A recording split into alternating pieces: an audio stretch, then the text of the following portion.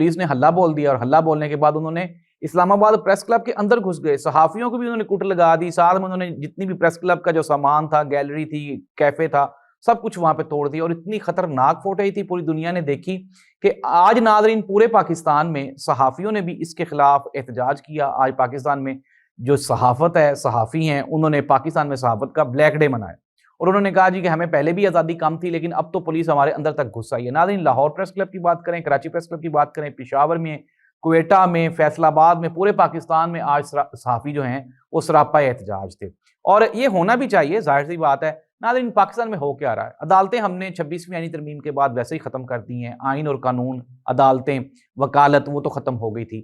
صحافت کو بھی ہم نے کوشش کی پی کے ایکٹ کے تحت بند کرنے کی، لوگوں کی زبان بندی کرنے کی، وہ نہیں ہوا، تو اب ہم نے ڈنڈا اٹھا لی ہے، صحافیوں کو بھی آواز ان کی بند کر رہے ہیں۔ اب سیاست اس سے پہلے ہی آلریڈی قید ہے عمران خان کی صورت میں۔ تو ہو کیا رہا ہے اس ملک میں؟ وکالت، صحافت، سیاست، یہ تینوں پلیٹ فارمز ہیں جہاں پہ بات چیت کی جا سکتی ہے، ڈسکشن کی جا سکتی ہے، لیکن یہ تینوں پلیٹ فارمز کو مقید کر لیا گیا ہے، قید کر لیا گیا، اور اوپر سے ڈنڈے بھی برسائے جا رہے ہیں۔ ایسی صورتحال میں پھر سڑکوں پہ ہی فیصلے ہوں گے جیسے کہ آزاد کشمیر میں ہو رہے ہیں۔